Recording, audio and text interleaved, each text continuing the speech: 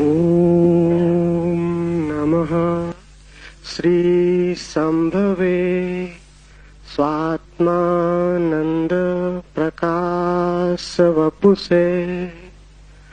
अथ शिवसूत्रः चैतन्यम् आत्मा ज्ञानं बन्धः योनिवर्गः कला शरीरम् उद्यमो भैरवः शक्तिचक्रसन्धाने विश्वसंहारः। ओम स्वप्रकाश आनंद स्वरूप भगवान शिव को नमन। शिव सूत्र प्रारंभ। चैतन्य आत्मा है, ज्ञान बंध है, योनि वर्ग और कला शरीर है, उद्यम ही भैरव है, शक्ति चक्र के संधान से विश्व का संहार हो जाता है।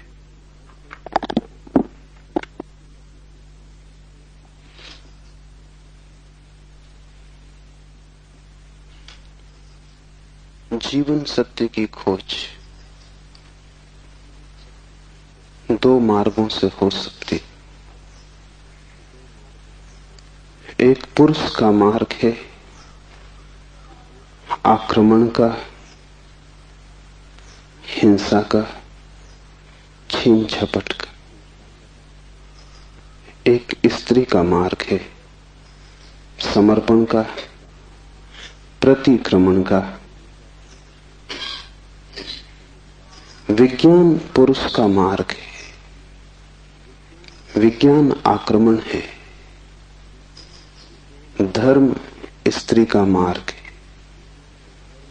धर्म नमन है। इसे बहुत ठीक से समझ लें। इसलिए पूरब के सभी शास्त्र परमात्मा को नमस्कार से शुरू होते। वो नमस्कार केवल औपचारिक नहीं, वो केवल एक परंपरा और रीति नहीं। वो नमस्कार इंगित है कि मार्ग समर्पण का है, और जो विनम्र हैं केवल वे ही उपलब्ध हो सकेंगे, और जो आक्रामक हैं, अहंकार से भरे हैं, जो सत्य को भी छीन झपट करके पाना चाहते, जो सत्य के भी मालिक होने की आकांक्षा रखते, जो परमात्मा के द्वार पर एक सैनिक की भांति पहुंचे हैं विजय करने, वे हार जाएंगे। वे क्षुद्र को भला छीन झपट लें, विराट उनका न हो सकेगा। वे व्यर्थ को भला लूट के घर ले आए, लेकिन जो सार्थक है वो उनकी लूट का हिस्सा न बनेगा। इसलिए विज्ञान व्यर्थ को खोज लेता है, सार्थक चूक जाता है।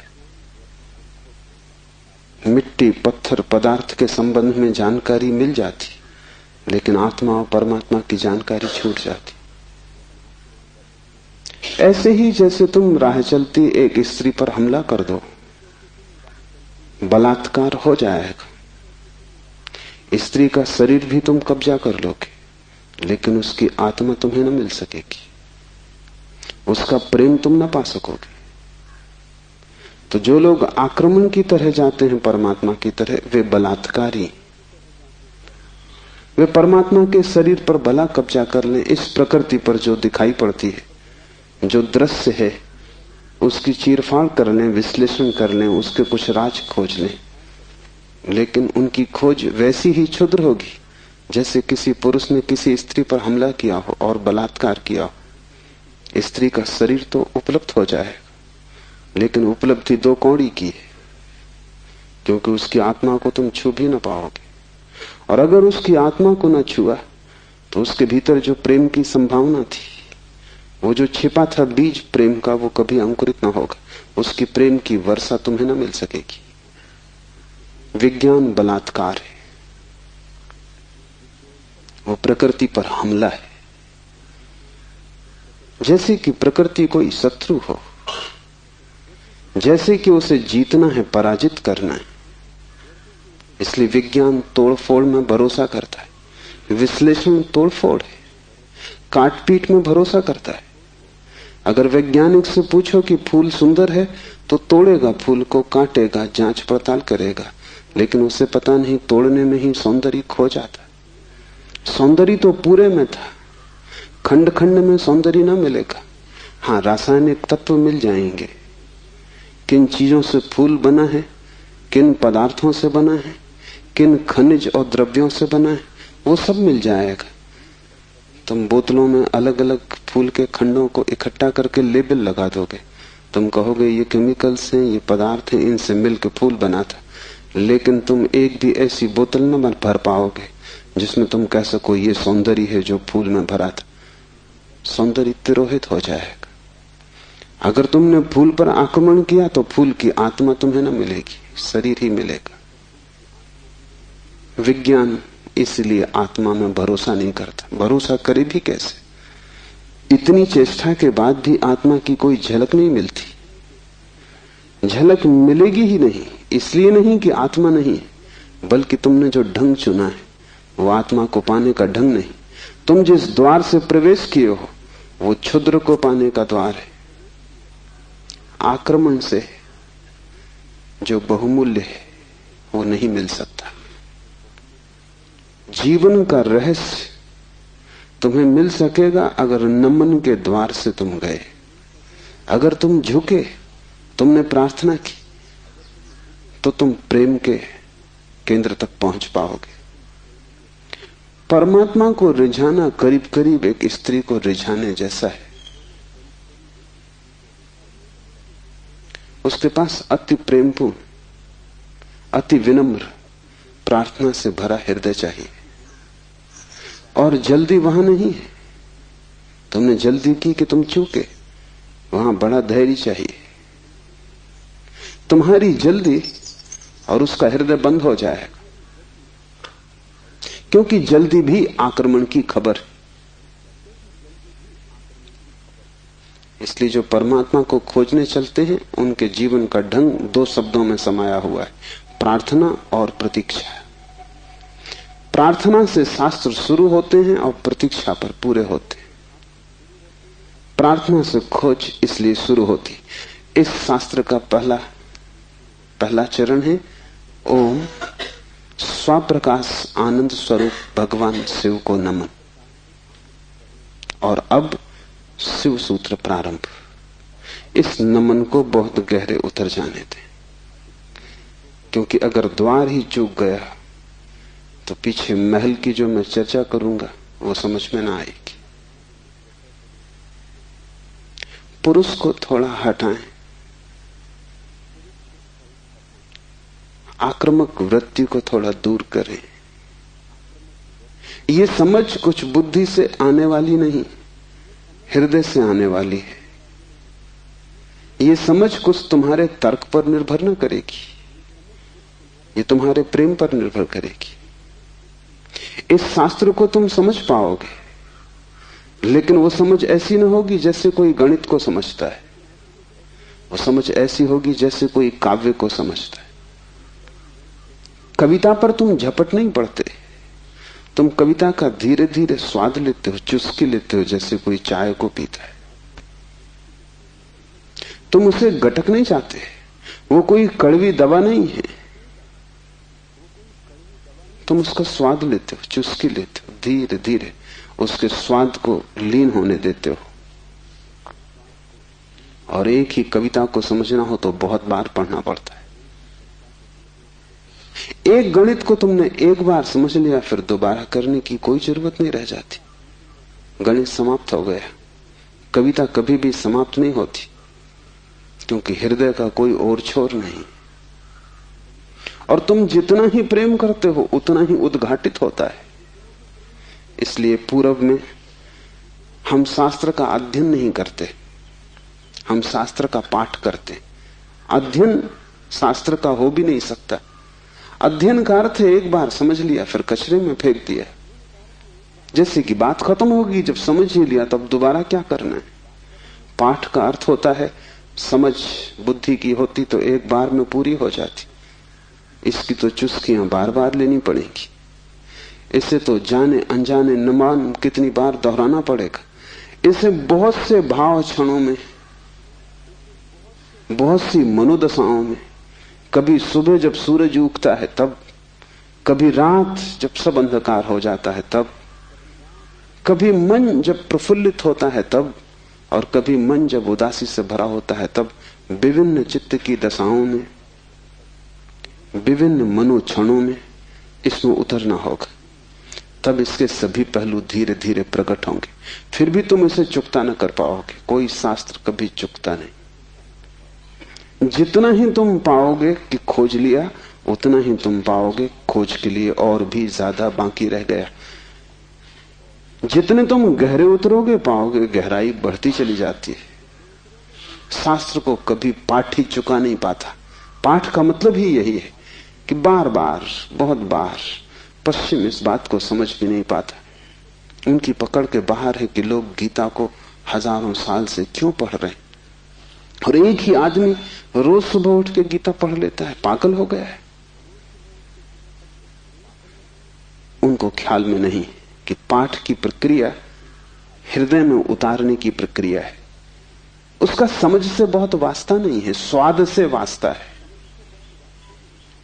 तर्क और गणित और हिसाब से उसका कोई भी संबंध नहीं है। उसका संबंध तो अपने हृदय को और उसके बीच की जो दूरी है उसको मिटाने से।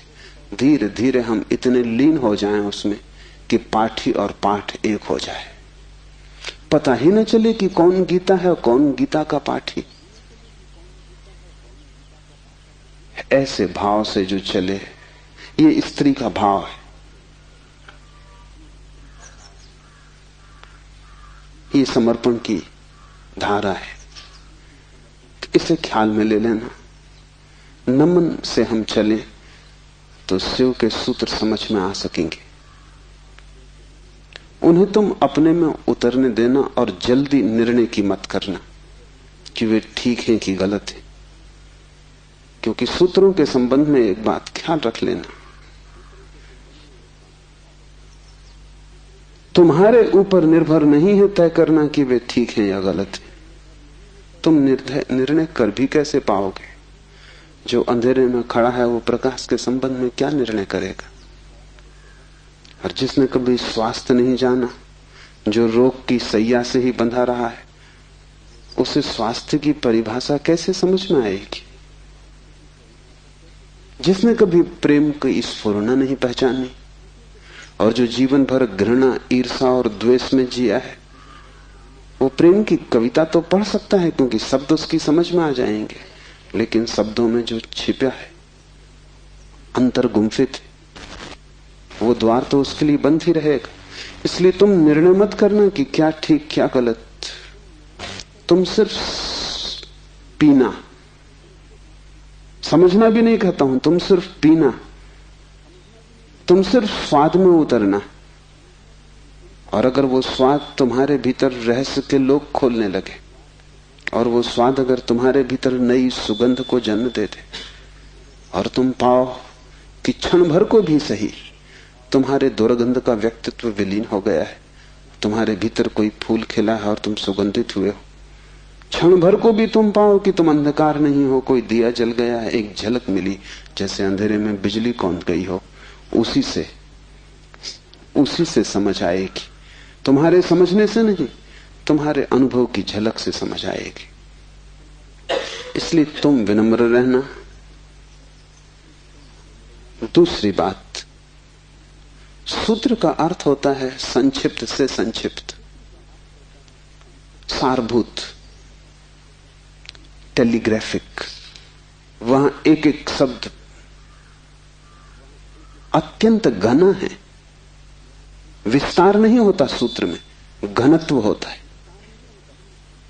लंबा नहीं होता सूत्र, बड़ा छोटा होता है, जैसे छोटा सा बीज होता है, उसमें सारा वृक्ष समाया होता है। जैसे बीज है ऐसा सूत्र है। बीज में तुम वृक्ष को देख भी नहीं सकते, देखना भी चाहोगे तो बीज में तुम वृक्ष को पाओगे नहीं, क्योंकि उसके लिए बड़ी गहरी आंखें चाहिए जो बीज में वृक्ष को देख ले, जो वर्तमान में भविष्य को देख ले, जो आज कल को देख ले, जो दृश्य से अदृश्य को खोज ले। बड़ी पैनी आंखें चाहिए। वैसी पैनी आंखें तुम्हारे पास अभी नहीं है। अभी तो तुम्हें बीज बीज ही दिखाई पड़ेगा। वृक्ष को देखना हो तो बीज को तुम्हें बोना पड़ेगा, और कोई रास्ता तुम्हारे पास देखने का नहीं। और जब बीज टूटेगा जमीन में और वृक्ष अंकुरित होगा, तभी तुम पहचान पाओगे। ये सूत्र बीज है, इन्हें तुम्हें अपने हृदय में बोना होगा। तुम अभी निर्णय मत करना, क्योंकि अभी तुमने अगर बीज पर निर्णय लिया तो तुम इसे फेंक ही दोगे, कचरा कूड़ा मालूम पड़ेगा।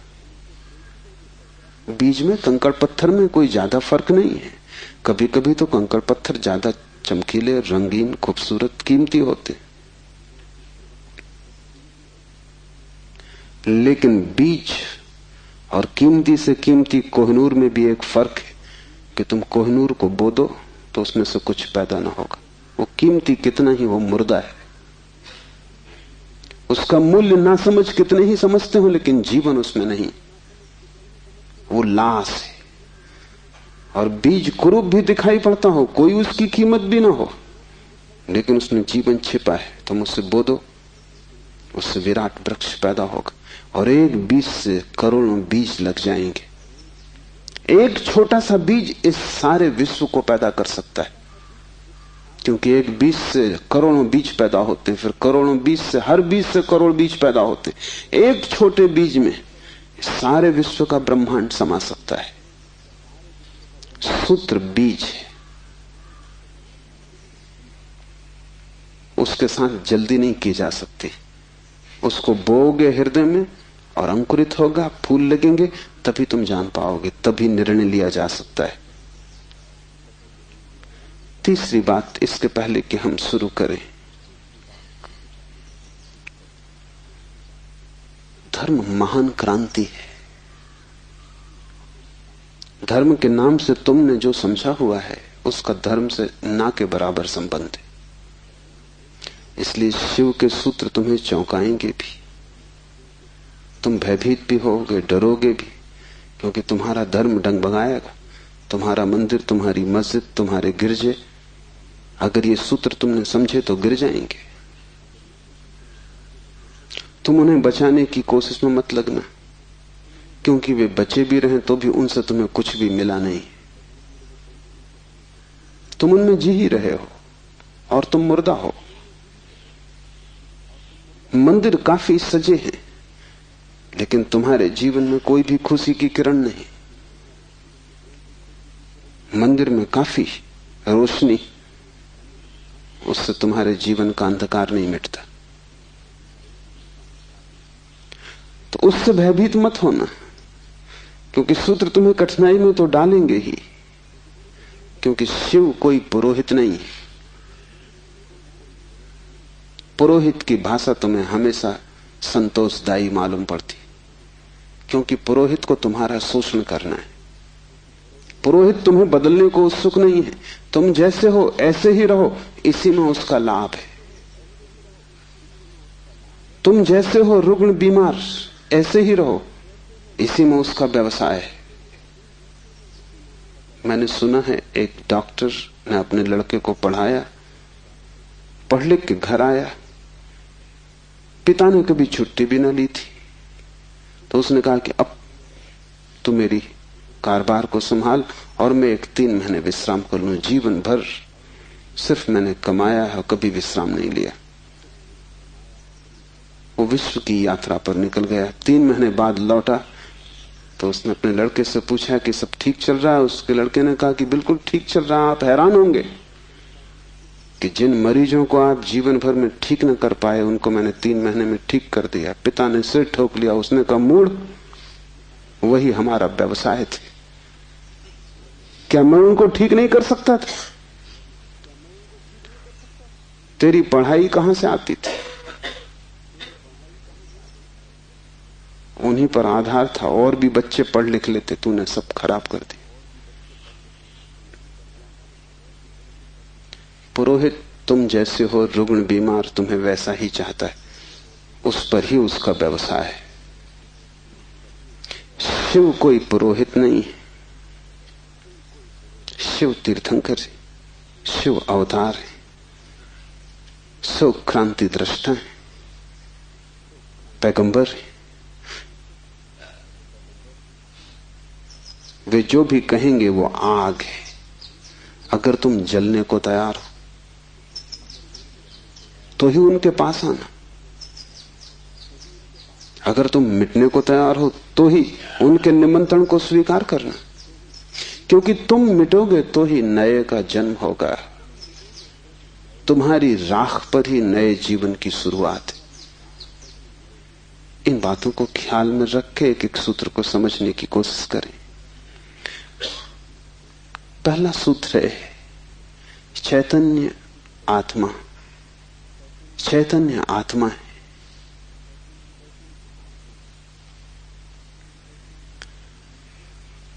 चैतन्य हम सभी हैं, लेकिन आत्मा का हमें कोई पता नहीं चलता। अगर चैतन्य ही आत्मा है तो हम सभी को पता चल जाना चाहिए। हम सब चैतन्य हैं, लेकिन चैतन्य आत्मा है, इसका क्या अर्थ होगा? पहला अर्थ, इस जगत में सिर्फ चैतन्य ही तुम्हारा अपना है। आत्मा का अर्थ होता है अपना, से सब पराया है। शेष कितना ही अपना लगे, पराया है। मित्र हो, परिजन हो, परिवार के लोग हो, धन हो, यश पद प्रतिष्ठा हो, बड़ा साम्राज्य हो, वह सब जिसे तुम कहते हो मेरा, वहां धोखा है, क्योंकि वो सभी मृत्यु तुमसे छीन लेगी। मृत्यु कसौटी है, कौन अपना है कौन पराया है। मृत्यु जिससे तुम्हें अलग कर दे वो पराया था, और मृत्यु तुम्हें जिससे अलग न कर पाए वो अपना था। आत्मा का अर्थ है जो अपना है। लेकिन जैसे ही हम सोचते हैं अपना, वैसा ही दूसरा प्रवेश कर जाता है। अपने का मतलब ही होता है कोई दूसरा जो अपना है। तुम्हें यह ख्याल ही नहीं आता कि तुम्हारे अतिरिक्त तुम्हारा अपना कोई भी नहीं, हो भी नहीं सकता है। और जितनी देर तुम भटके रहोगे इस धारा में कि कोई दूसरा अपना है, उतने दिन व्यर्थ गए, उतना जीवन अकारण बीता। उतना समय तुमने सपने देखे, उतने समय में तुम जाग सकते थे, मोक्ष तुम्हारा होता। तुमने कचरा इकट्ठा किया।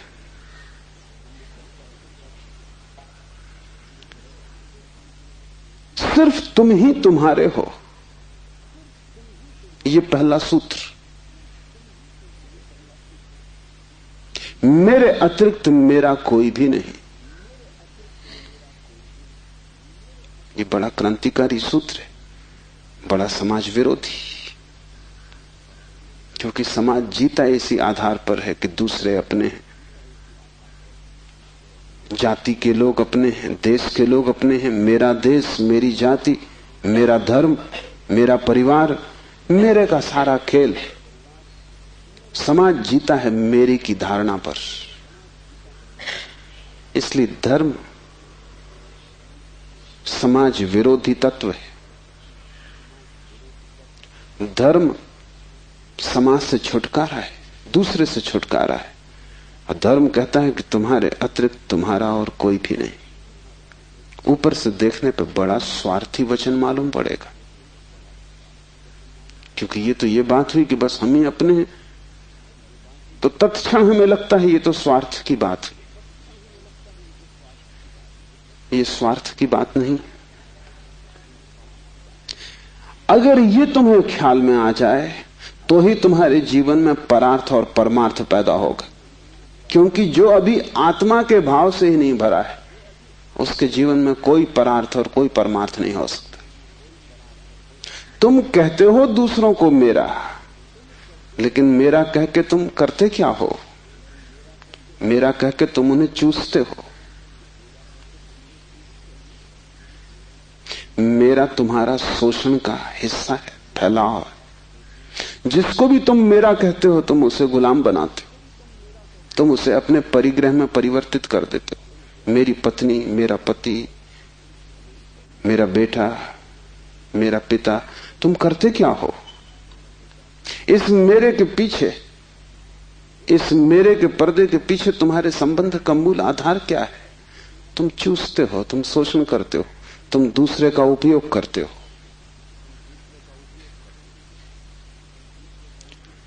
इस दूसरे के उपयोग को तुम सोचते हो परार्थ, तो तुम भ्रांति में हो।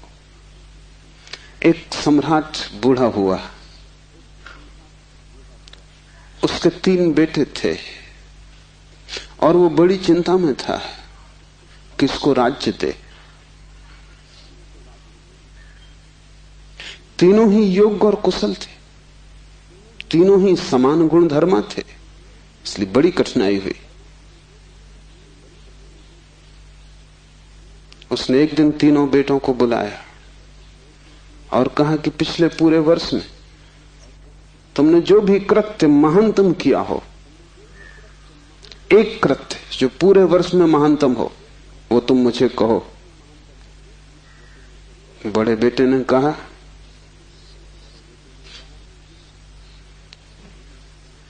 कि गांव का जो सबसे बड़ा धनपति है वो तीर्थ यात्रा पर जा रहा था। उसने करोड़ों रुपए के हीरे जवाहरात बिना गिने, बिना किसी हिसाब किताब के, बिना किसी दस्तखत लिए मेरे पास रख दिए और कहा कि जब मैं लौट आऊंगा तीर्थ यात्रा से मुझे वापस लौटा देना। चाहता मैं तो पूरे भी पा जा सकता था, क्योंकि न कोई लिखा पढ़ी थी, न कोई गवाह था। इतना भी न करता तो थोड़े बहुत बहुमूल्य हीरे में बचा लेता तो कोई कठिनाई न थी, क्योंकि उस आदमी ने ना तो गिने थे और ना कोई संख्या रखी थी। लेकिन मैंने सब जैसी की जैसी थैली वापस लौटा दी। पिता ने कहा तुमने भला किया, लेकिन मैं तुमसे पूछता हूं कि अगर तुमने कुछ रख लिए होते तो तुम्हें पश्चाताप, गिलानी, अपराध का भाव पकड़ता या नहीं? उस बेटे ने कहा निश्चित पकड़ता। तो बाप ने कहा इसमें परोपकार कुछ भी ना हुआ, तुम सिर्फ अपने पश्चाताप, अपनी पीड़ा से बचने के लिए ये किए हो। इसमें परोपकार क्या हुआ? हीरे बचाते तो ग्लानि मन को पीड़ा देती, कांटे की तरह चुभती, उस कांटे से बचने के लिए तुमने हीरे वापस दिए। काम तुमने अच्छा किया, ठीक है, लेकिन परोपकार कुछ भी ना हुआ। उपकार तुमने अपना ही किया है। दूसरा बेटा थोड़ी चिंता में पड़ा और उसने कहा कि मैं राह के किनारे से गुजरता था और झील में सांझ के वक्त, जबकि वहां कोई भी न था, एक आदमी डूबने लगा। चाहता तो मैं अपने रास्ते चला जाता, सुना अनसुना कर देता, लेकिन मैंने तत्क्षण छलांग मारी, अपने जीवन को खतरे में डाला और उस आदमी को बाहर निकाला। बाप ने कहा तुमने ठीक किया, लेकिन अगर तुम चले जाते और ना निकालते तो क्या उस आदमी की मृत्यु सदा तुम्हारा पीछा न करती?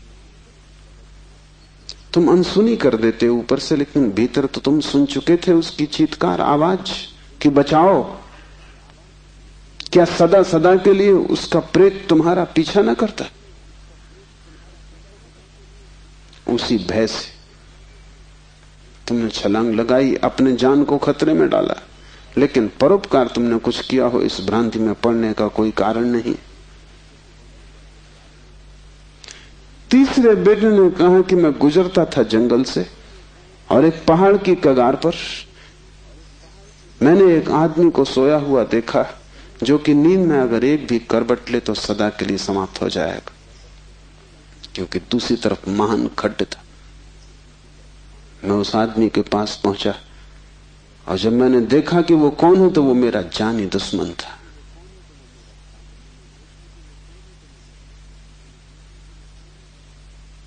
मैं चुपचाप अपने रास्ते पे जा सकता था।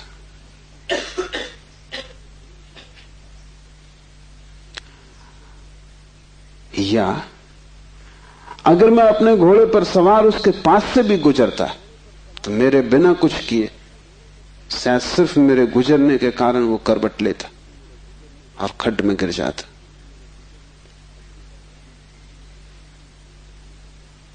लेकिन मैं आहिस्ते से जमीन पर सरकता हुआ उसके पास पहुंचा कि कहीं मेरी आहट में वो गिर न जाए।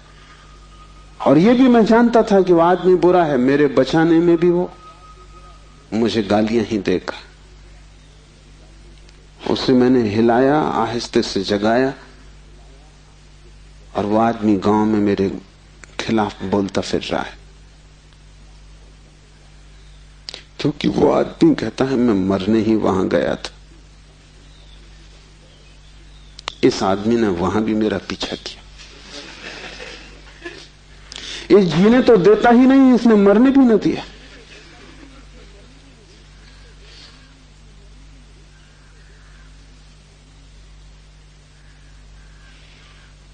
पिता ने कहा तुम दोस्त से बेहतर हो, लेकिन परोपकार ये भी नहीं। क्यों? क्योंकि तुम अहंकार से फूले नहीं समा रहे हो कि तुमने कुछ बड़ा कार्य कर दिया। बोलते हो तो तुम्हारी आंखों की चमक और हो जाती, कहते हो तो तुम्हारा सीना फूल जाता है। और जिस कृत्य से अहंकार निर्मित होता हो वो परोपकार न रहा। बड़े सूक्ष्म मार्ग से तुमने अपने अहंकार को उससे भर लिया। तुम सोच रहे हो तुम बड़े धार्मिक हो, परोपकारी हो, तुम इन दो से बेहतर हो। लेकिन मुझे राज्य के मालिक के लिए किसी तीसरे की ही तलाश, चौथे की ही तलाश करनी पड़ेगी। जब तुम परोपकार करते हो तब तुम कर नहीं सकते, क्योंकि जिसे अपना ही पता नहीं है वो परोपकार करेगा कैसे? तुम चाहे सोचते हो कि तुम कर रहे हो गरीब की सेवा, अस्पताल में बीमार के पैर दबा रहे हो, लेकिन अगर तुम गौर से खोजोगे तो तुम कहीं ना कहीं अपने अहंकार को ही भरता हुआ पाओगे। और अगर तुम्हारा अहंकार ही सेवा से भरता है तो सेवा भी शोषण है। आत्मज्ञान के पहले कोई व्यक्ति परोपकारी नहीं हो सकता, क्योंकि स्वयं को जाने बिना इतनी बड़ी क्रांति हो ही नहीं सकती। मैंने सुना है कि मुल्ला नसरुद्दीन की पत्नी उससे झगड़ रही और कह रही थी कि मामला क्या है, एक दफा साफ हो जाना चाहिए। तुम मेरे सभी रिश्तेदारों को नफरत और घृणा क्यों करते हो? नसरुद्दीन ने कहा यह बात गलत है, ये बात तथ्यगत भी नहीं है, और मैं इसका प्रमाण है मेरे पास। और प्रमाण यह है कि मैं तुम्हारी सास को अपनी सास से ज्यादा चाहता हूं। अहंकार ऐसे रास्ते खोजता, ऊपर से दिखता है कि तुम परोपकार कर रहे हो, लेकिन भीतर तुम ही खड़े होते हो। और जितनी सूक्ष्म हो जाती है यात्रा, उतनी ही पकड़ के बाहर हो जाती। दूसरे तो पकड़ ही नहीं पाते, तुम भी नहीं पकड़ पाते हो। दूसरे तो धोखे में पड़ते ही हैं, तुम भी अपने दिए धोखे में घूम जाते हो, भटक जाते हो। हम सभी ने अपनी अपनी भूल भुलैया बना ली, उसमें हमने दूसरों को धोखा देने के लिए ही शुरू किया था सारा उपाय, आयोजन। ये हमने कभी सोचा न था कि अपनी बनाई भूल भुलैया में हम खुद ही खो जाएंगे, लेकिन हम खो गए। पहली बात स्मरण रखो, तुम्हारे अतिरिक्त तुम्हारा कोई भी नहीं है। जैसे ही यह स्मरण सघन होता है कि चैतन्य ही आत्मा है, बस चैतन्य ही मैं हूं और सब पर है, पराया है, विजाती है। वैसे ही तुम्हारे जीवन में क्रांति की पहली किरण प्रविष्ट हो जाती, वैसे ही तुम्हारे और समाज के बीच एक दरार पड़ जाती, वैसे ही तुम्हारे और तुम्हारे संबंधों के बीच एक दरार पड़ जाती। लेकिन आदमी अपनी तरफ देखना नहीं चाहता।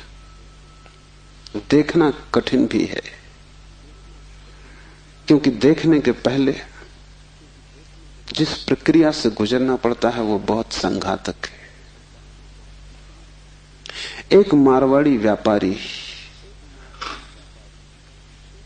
एक फिल्म अभिनेत्री के प्रेम में पड़ गया। वैसे बात अनहोनी थी, मारवाड़ी और व्यापारी प्रेम से सदा दूर ही रहता है,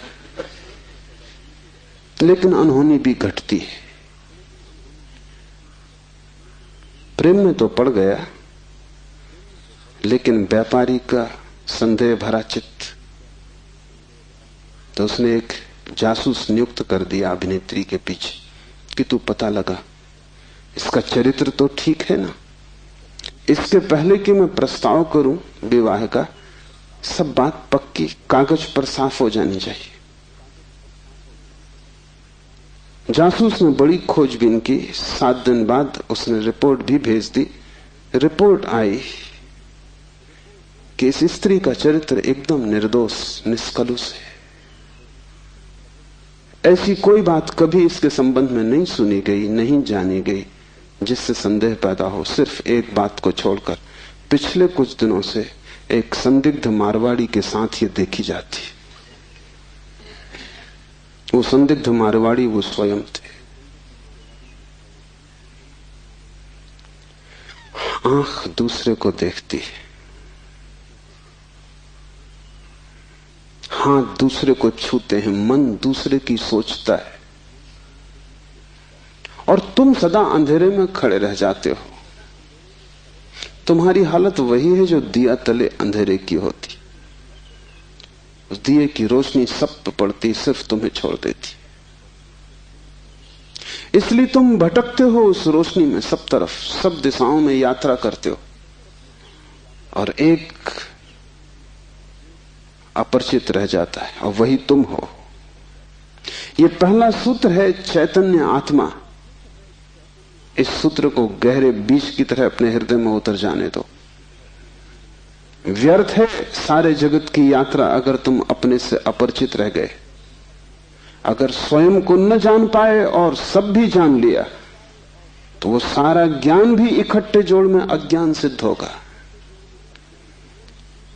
अगर अपने को न देख पाए और सारा जगत देख डाला, चांद तारे छान डाले, तो भी तुम अंधे ही रहोगे, क्योंकि आंख तो उसी को मिलती है जो स्वयं को देख लेता है। ज्ञान तो उसी को मिलता है जो स्वयं से परिचित हो जाता है, जो चैतन्य के स्वप्रकाश में नहा लेता है, वही पवित्र है। और कोई तीर्थ नहीं है, चैतन्य तीर्थ है। और चैतन्य तुम्हारा स्वभाव है, उससे तुम क्षण भर को भी पार नहीं गए हो, लेकिन दिया तले अंधेरा है।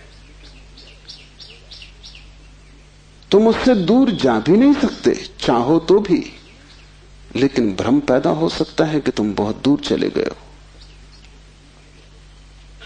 तुम सपना देख सकते हो संसार में, लेकिन सपना सत्य नहीं हो सकता। सत्य तो सिर्फ एक बात है, वो है तुम्हारा चैतन्य स्वभाव। चैतन्य आत्मा है, तो पहली तो बात कि मेरा सिवाय चैतन्य के और कोई भी नहीं। ये भाव तुम में सघन हो जाए तो सन्यास का जन्म हुआ, क्योंकि मेरे अतिरिक्त भी मेरा कोई हो सकता है, यही भाव संसार है।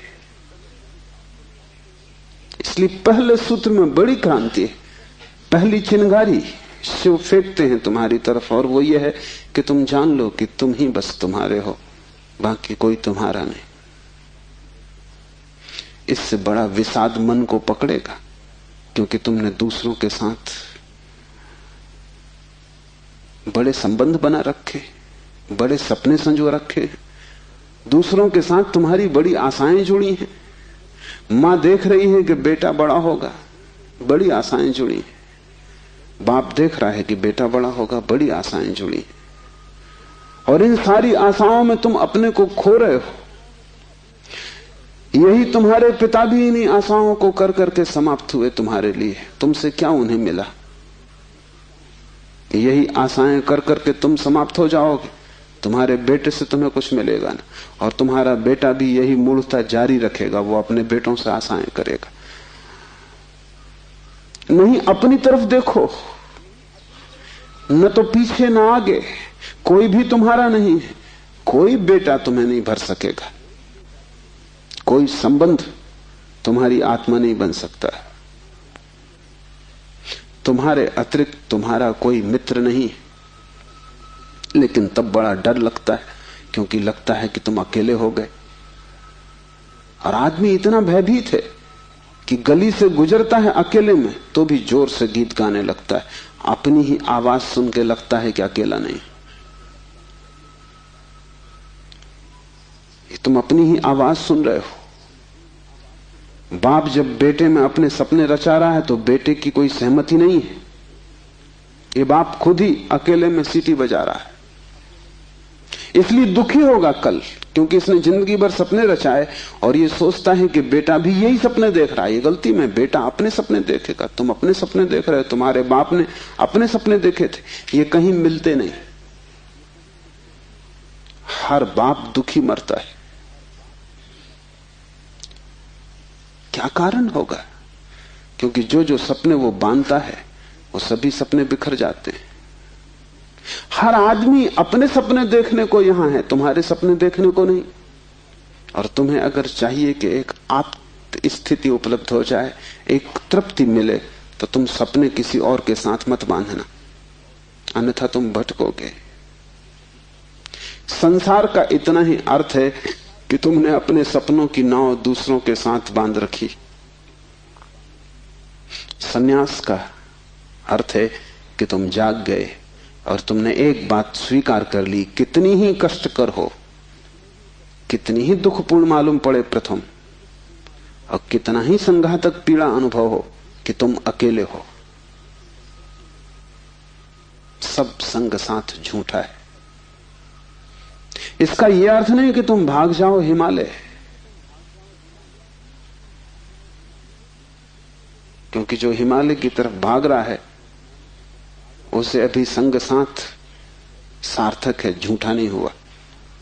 क्योंकि जो चीज झूठ हो गई उससे भागने में भी कोई सार्थकता नहीं। कोई भी सुबह जाग के भागता तो नहीं कि सपना झूठा है, भागूं इस घर से। सपना झूठा हो गया, बात खत्म हो गई, उसमें भागना क्या है?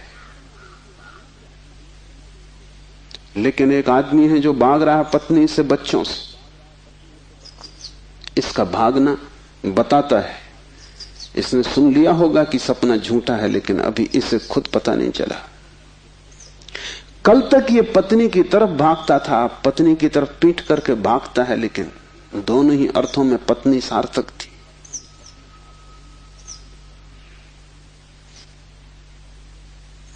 एक जैन संत हुए, गणेश वर्णी। वर्षों पहले उन्होंने पत्नी त्याग दी। साधु पुरुष थे। कोई 20 वर्ष त्याग के बाद काशी में थे, तब खबर आई कि पत्नी मर गई। उनके मुंह से जो वचन निकला वो याद रख लेने जैसा है। उन्होंने कहा, चलो झंझट मिटी। उनके भक्तों ने इस वचन का अर्थ लिया कि बड़ी वीतरागता है। थोड़ा सोचो तो साफ हो जाएगा कि वीतरागता बिल्कुल नहीं, क्योंकि जिस पत्नी को 20 साल पहले छोड़ दिया उसकी झंझट अभी कायम थी तो ही मिट सकती है। गणित बिल्कुल सीधा और साफ है। ये पत्नी जो 20 साल पहले छोड़ दी, किसी न किसी तरह छाया की तरह पीछे चल रही होगी, ये मन में कहीं सवार होगी। इसका उपद्रव कायम था। 20 साल भी इसके उपद्रव को मिटा नहीं पाए थे छोड़ने के बाद। ये मन सतत सोचता रहा होगा, पक्ष में विपक्ष में। पत्नी के मरने पर ये वचन कि चलो झंझट मिटी, पत्नी के संबंध में कुछ भी नहीं बताते, सिर्फ पति के संबंध में बताते कि आदमी भाग तो गया छोड़कर, लेकिन छोड़ ना पाया।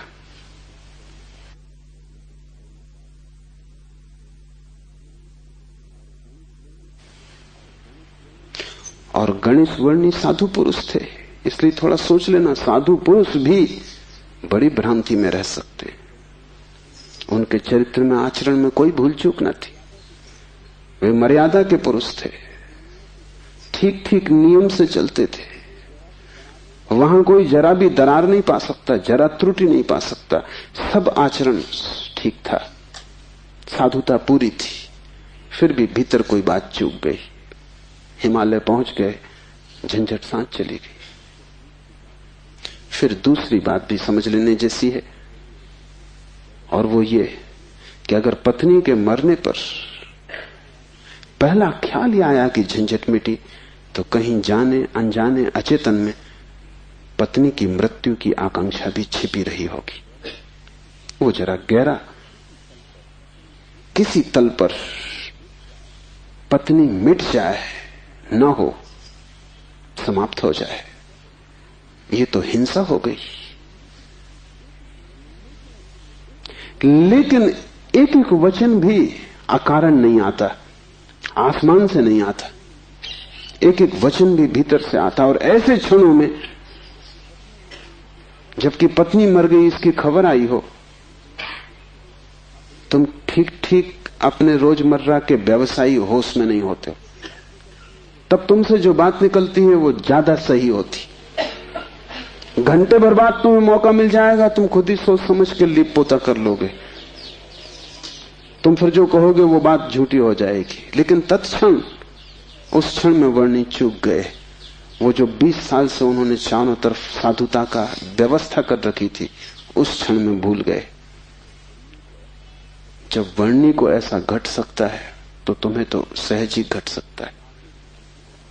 भागने से कुछ भी ना होगा, भागकर कोई भी कभी भाग नहीं पाया। लेकिन भक्त इसको न देख पाएंगे। उन्होंने तो वर्णी की कथा में इसको बड़े बहुमूल्य वचन की तरह संग्रहित किया है, ये सोच के कि देखो आदमी कैसा वीतराग है। तुम्हें पता भी नहीं हो सकता कि वीतरागता क्या है। तुम राग में जीते हो, तुम्हें विराग समझ में आता है, तुमसे जो विपरीत है वो समझ में आता है। तुम जानते हो कि तुम पत्नी को छोड़ के नहीं जा सकते, और ये आदमी छोड़ के चला गया, ये आदमी तुमसे बड़ा है, ये तुमसे विपरीत है, लेकिन तुमसे भिन्न नहीं। तुम पैर के बल खड़े हो, यह आदमी सिर के बल खड़ा है, लेकिन तुम्हारे मन में और इसके मन में रत्ती भर भी फर्क नहीं। खोज के देखो, तुम सभी सोचते हो कि पत्नी झंझट। तुम एक आध ऐसा पति पा सकते हो जो कहे पत्नी झंझट नहीं। पत्नी के सामने मत पूछना, एकांत में अकेले। मुल्ला नसरुद्दीन ने मुझे कहा है कि मैं भी कभी सुखी था, लेकिन ये मुझे पता ही तब चला जब मैंने विवाह कर लिया, और तब फिर बहुत देर हो चुकी थी। मैं भी कभी सुखी था, ये पता मुझे तब चला जब मैंने विवाह कर लिया, लेकिन तब तक तो बहुत देर हो चुकी थी, सुख हाथ से जा चुका था। पति को गहराई में पूछो तो ऐसा पति खोजना कठिन है जिसने कई बार पत्नी की हत्या करने का विचार न किया हो, सपने न देखे हो कि मार डाला पत्नी को। सुबह उठ के वो भी कहेगा कैसा बेहुदा सपना, लेकिन अचेतन आकांक्षा है। जिससे झंझट पैदा होती है उसे मिटा देने का मन सीधा तर्क है, लेकिन झंझट दूसरे से कभी पैदा होती ही नहीं। पत्नी में अगर कोई उपद्रव होता तो कौन तुम्हें रोकता था? तुम सब भाग गए होते हिमालय। उपद्रव पत्नी में नहीं है, क्योंकि तुम हिमालय जाके फिर पत्नी खोज लोगे। उपद्रव तुम्हारे भीतर है। तुम अकेले नहीं रह सकते, तुम्हें कोई दूसरा चाहिए। अकेले में तुम डरते हो, कोई दूसरा, तब तुम निश्चिंत मालूम पड़ते हो। क्यों? दूसरे की मौजूदगी से आश्वासन मिलता है। दुख में सुख में कोई साथी है, जीवन में मृत्यु में कोई साथी है। लेकिन अकेलापन स्वभाव है। और जिस व्यक्ति ने यह अनुभव कर लिया कि आत्मा ही बस मेरी है, उसने अपने अकेलेपन को अनुभव कर लिया। भागने की कोई भी जरूरत नहीं तो झंझट पीछे चली जाएगी। तुम जहां हो वहीं रहना, रत्ती भर भी बाहर कोई फर्क करने की आवश्यकता नहीं है। लेकिन भीतर तुम अकेले हो जाना, भीतर तुम कैवल्य को अनुभव करना कि मैं अकेला हूं, कोई संगी साथी नहीं। और ये तुम दोहराना मत, क्योंकि दोहराने की कोई जरूरत नहीं कि रोज सुबह बैठ के तुम दोहराओ कि मैं अकेला हूं, कोई संगी साथी नहीं। इससे कुछ भी ना होगा। ये दोहराना तो सिर्फ यही बताएगा कि तुम्हें अभी ख्याल नहीं हुआ। इसे समझना, ये तथ्य है कि तुम अकेले हो। समझने में अड़चन है, वही तपश्चर्या है। तप का अर्थ नहीं है कि तुम धूप में खड़े हो जाओ। आदमी को छोड़ के सभी पशु पक्षी धूप में खड़े, उनमें से कोई भी मोक्ष नहीं चला जा रहा है। और तप का अर्थ ये नहीं है कि तुम भूखे खड़े हो जाओ, अनशन कर लो, उपवास कर दो, क्योंकि आधी दुनिया वैसे ही भूखी मर रही है। कोई उपवास करके मोक्ष नहीं पहुंच जाता है। शरीर को गला दो, जला दो, उससे कुछ हल नहीं है। वो सिर्फ आत्महिंसा है और महानतम पाप है। और सिर्फ मूढ़ उस पाप में उतरते हैं। जिन्हें थोड़ा भी बोध है वो ऐसी नासमझियां ना करेंगे। दूसरे को भूखा मारना अगर गलत है तो खुद को भूखा मारना सही कैसे हो सकता है? दूसरे को सताना अगर हिंसा है तो खुद को सताना अहिंसा कैसे हो सकती है? सताने में हिंसा है, किसको तुम सताते हो इससे क्या फर्क पड़ता है? जो हिम्मतवर है वो दूसरे को सताते हैं, जो कमजोर है वो खुद को सताते हैं। क्योंकि दूसरे को सताने में एक खतरा है, दूसरा बदला लेगा। खुद को सताने में वो खतरा भी नहीं है, कौन बदला लेगा? कमजोर अपने को सताते हैं। तुमने कभी ख्याल किया, अगर पुरुष नाराज हो जाए तो वो पत्नी को पीटता, अगर पत्नी नाराज हो वो खुद को पीटती। ये जो पत्नी है ये साधुओं का प्रतीक है। कमजोर अपने को पीट लेता, क्या करे? ताकतवर दूसरे को पीटता है, क्योंकि उसमें खतरा तो है ही कि दूसरा क्या करेगा कौन जाने। कमजोर आत्महिंसक हो जाता है और ताकतवर परहिंसक होता है। और धार्मिक वो है जो अहिंसक, न वो दूसरे को सताता है न खुद को सताता है। सताने की बात ही व्यर्थ है। तपश्चर्या का अर्थ है कि तुमने ये सत्य स्वीकार कर लिया कि तुम अकेले हो, कोई उपाय नहीं है संगी साथी का। तुम कितना ही चाहो, कितनी ही आंखें बंद करो, सपने देखो, तुम अकेले ही रहोगे। जन्मों जन्मों से तुमने घर बसाए, परिवार बसाए, मिटाए, लेकिन तुम अकेले ही रहे हो। तुम्हारे अकेलेपन में रत्ती भर फर्क नहीं पड़ता। जिसने ये जान लिया, स्वीकार कर लिया कि मैं अकेला हूं, उसके लिए इंगित है इस सूत्र में चैतन्य आत्मा है, वही तुम्हारा और कोई तुम्हारा नहीं। और दूसरी बात इस सूत्र में है, वो है चैतन्य। आत्मा कोई सिद्धांत नहीं है कि तुम शास्त्र में पढ़ो और मान लो। आत्मा कोई, जैसे गुरुत्वाकर्षण का सिद्धांत है, ऐसा कोई सिद्धांत नहीं है। आत्मा एक अनुभव है, सिद्धांत नहीं। और अनुभव है चैतन्य की तीव्रता का। इसलिए तुम जितने चैतन्य होते जाओगे उतनी ही तुम्हें आत्मा का पता चलेगा।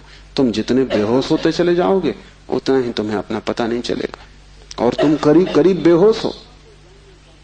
जो आत्मा को जानना चाहता है उसे किसी दर्शन शास्त्र की जरूरत नहीं है, उसे चैतन्य को जगाने की प्रक्रिया चाहिए। उसे विधि चाहिए जिससे वो ज्यादा चेतन हो जाए। जैसे कि आग को तुम उकसाते हो, राख जम जाती, तुम उकसा देते हो, राख झड़ जाती, अंगारे झलकने लगते। ऐसी तुम्हें कोई प्रक्रिया चाहिए जिससे तुम्हारी राख झड़े और अंगारा चमके, क्योंकि उसी चमक में तुम पहचानोगे कि तुम चैतन्य हो। और जितने तुम चैतन्य हो उतने ही तुम आत्मवान हो। जिस दिन तुम पाओगे कि मैं परम चैतन्य हूं, उस दिन तुम परमात्मा हो। तुम्हारी चेतना की मात्रा ही तुम्हारी आत्मा की मात्रा होगी। लेकिन अभी तुम करीब करीब बेहोश हो, अभी करीब करीब तुम जैसे शराब पिए हो, अभी तुम चल रहे हो, उठ रहे हो, काम कर रहे हो, लेकिन जैसे नींद में। होश तुम्हें नहीं है। कभी तुमने ख्याल किया, किताब पढ़ते वक्त तुम पूरा पेज पढ़ जाते हो, तब तुम्हें ख्याल आता है, अरे मैं पूरा पेज पढ़ भी गया और एक शब्द याद नहीं। तुमने कैसे पढ़ा होगा पूरा पेज?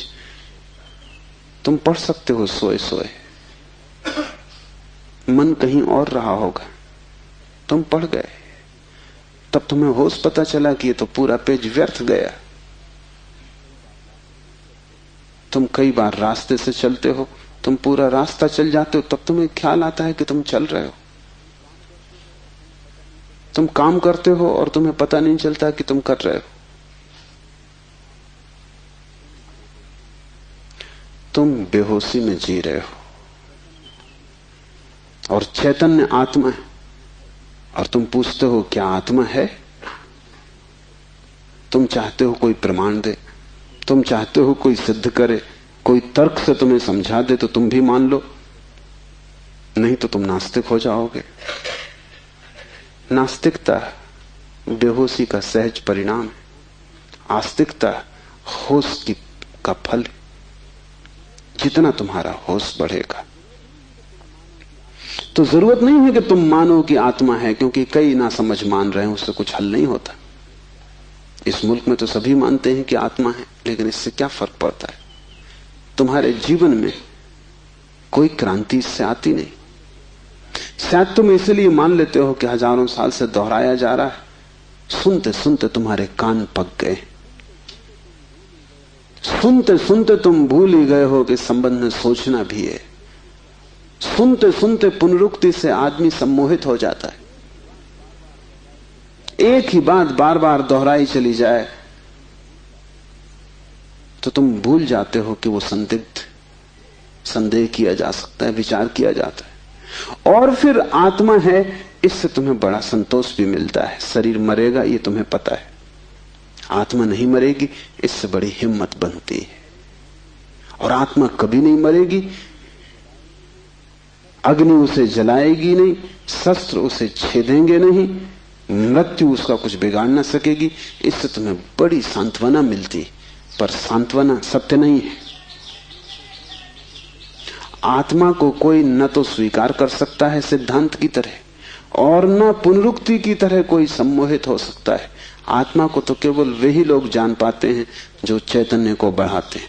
इस तरह जियो कि तुम पर राख इकट्ठी ना हो, इस तरह जियो कि तुम्हारे भीतर का अंगारा जलता रहे, प्रकाशित हो। इस तरह जियो कि प्रति क्षण तुम होश में रहो, बेहोश नहीं। मुल्ला नसरुद्दीन को बच्चा पैदा हुआ, पहला ही लड़का था। नसरुद्दीन बड़ा खुश हुआ, अपने खास मित्र को बुलाया, खुशी मनाने दोनों शराब घर में गए। क्योंकि तुम एक ही खुशी जानते हो, बेहोशी। ये बड़े मजे की बात है।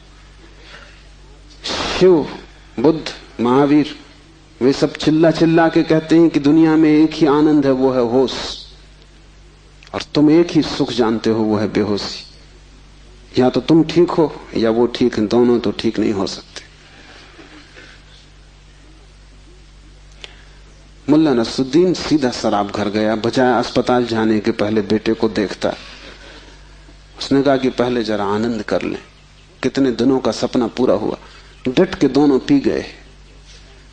जब दोनों पी के पहुंचे अस्पताल और कांच की खिड़की में से बेटे को देखा तो मुल्ला रोने लगा। उसने अपने मित्र से कहा, पहली तो बात मेरे जैसा मालूम नहीं होता। अपना उन्हें पता नहीं है अभी, अभी खुद की शक्ल भी वो पहचान ना सकेंगे। लेकिन मेरा जैसा नहीं मालूम होता। और दूसरी बात, बड़ा छोटा दिखाई पड़ता है। इतने छोटे बच्चे को लेके करेंगे भी क्या? ये बचेगा? मित्र ने कहा मत घबराओ, जब मैं पैदा हुआ था तो मैं भी 3 ही पाउंड का था। नसरुद्दीन ने कहा फिर तुम बचे?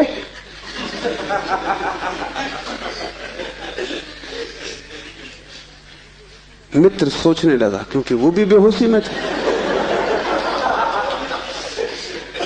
उसने कहा पक्का नहीं कह सकता।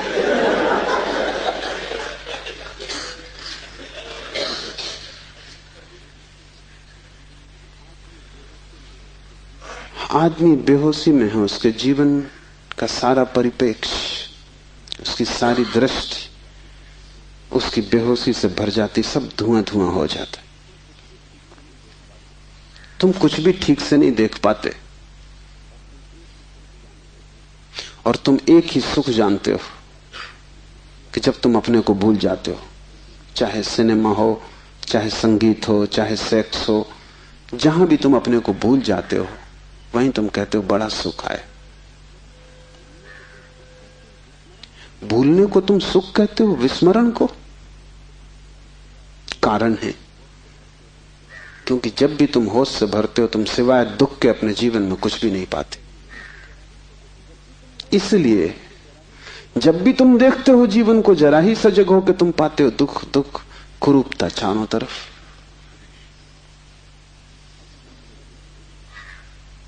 एक मेरे मित्र अविवाहित ही रह गए, उनसे मैंने पूछा कि क्या हुआ, कैसे चूक गए? तो उन्होंने कहा कि बड़ी अड़चन आई। जिस स्त्री को मैं प्रेम करता था, जब मैं शराब पी लेता तब वो मुझे सुंदर मालूम पड़ती, तब मैं शादी करने को राजी, लेकिन तब वो राजी नहीं। और जब मैं होश में होता तब मैं राजी नहीं, तब वो राजी होती थी। इसलिए चूक गए, कोई उपाय ना हुआ, मेल ना हो सका। तुम जब भी आंख खोल कर देखोगे सब तरफ कुरूपता और दुख पाओगे। जब तुम बेहोश होते हो तब सब ठीक लगता है।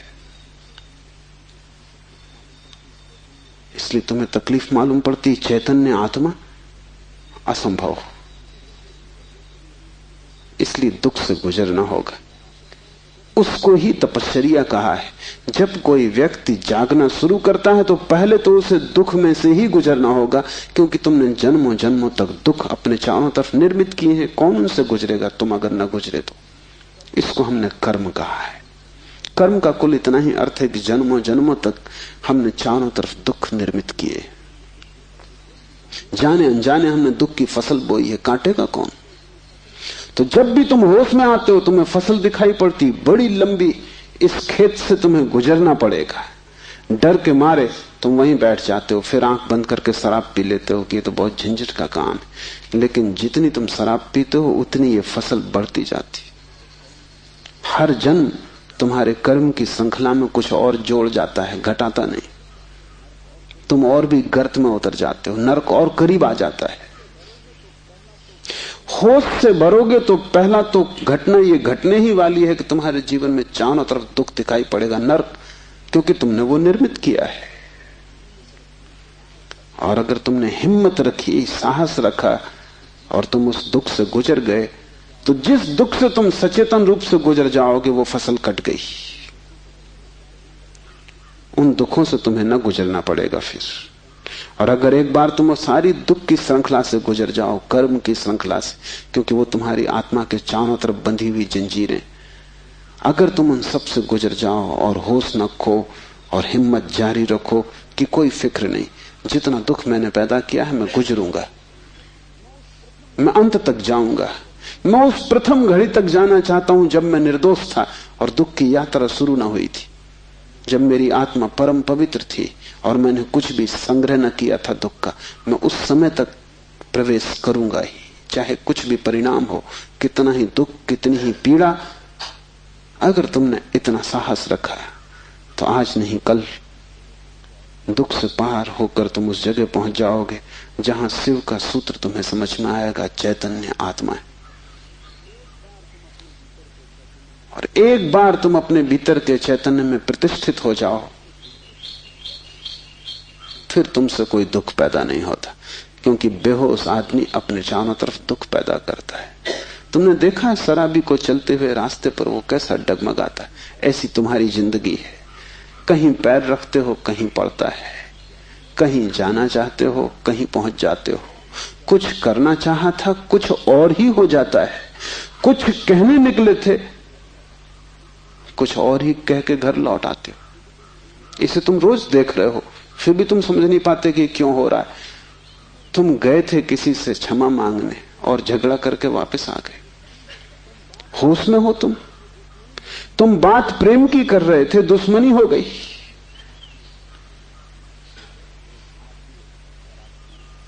एक आदमी शराब पिए आकाश की तरफ देखता हुआ चला जा रहा था। एक कार उसके पास से निकली, बामुश्किल ड्राइवर बचा पाया। गाड़ी रोक के ड्राइवर ने कहा, महानुभाव, अगर आप नहीं देखते वहां जहां आप जा रहे हैं तो फिर आप वहीं चले जाएंगे जहां आप देख रहे हैं।